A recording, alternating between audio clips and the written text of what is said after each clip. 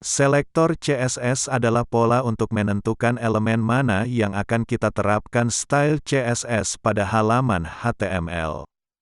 Selektor adalah salah satu aspek terpenting dari CSS karena memungkinkan kita untuk menargetkan elemen tertentu di halaman web kita dengan berbagai cara sehingga dapat ditata.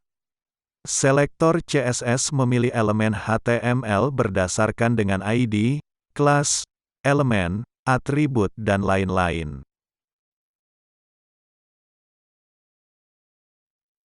Universal Selector merupakan selektor yang digunakan untuk memilih semua elemen yang ada di dalam HTML.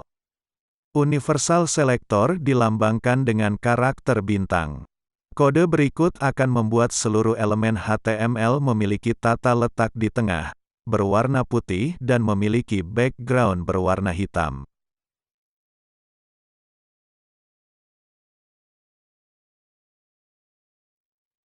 Elemen selektor atau disebut juga sebagai tag selektor merupakan selektor yang digunakan untuk menerapkan style CSS berdasarkan nama elemen atau tag HTML. Setiap tag HTML bisa digunakan sebagai selektor dan seluruh tag tersebut akan ditangkap oleh selektor.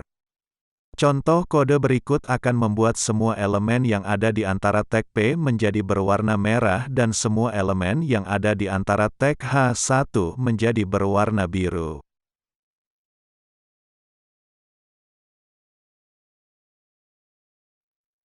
ID Selector digunakan untuk menerapkan style CSS berdasarkan nilai dari atribut ID pada tag HTML. Selektor ID dapat didefinisikan dengan karakter hash dan diikuti dengan nama ID. Sintak CSS berikut hanya akan berpengaruh pada tag yang memiliki atribut ID dengan nilai title. Nilai atribut ID harus bersifat unik. Artinya setiap elemen HTML hanya boleh memiliki satu ID.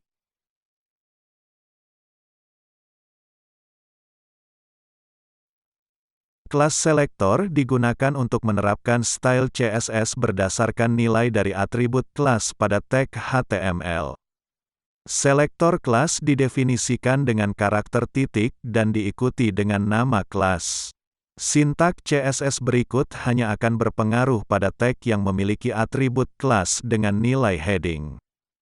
Berbeda dengan selektor ID, setiap elemen HTML boleh memiliki lebih dari satu kelas.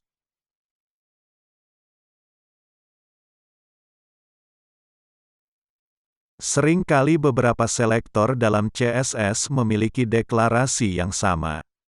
Untuk menyederhanakan dan mencegah penulisan kode yang berulang, kita dapat mengelompokkan selektor ke dalam daftar yang dipisahkan tanda koma. Pada contoh kode berikut dapat dilihat bahwa elemen H1, H2 dan H3 memiliki deklarasi yang sama, sehingga dapat kita kelompokkan dalam daftar yang dipisahkan tanda koma.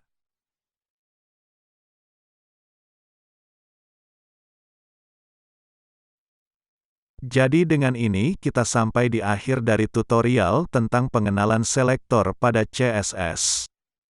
Jika kalian memiliki pemikiran untuk dibagikan, silakan tulis di kolom komentar. Nantikan lebih banyak video tutorial berikutnya.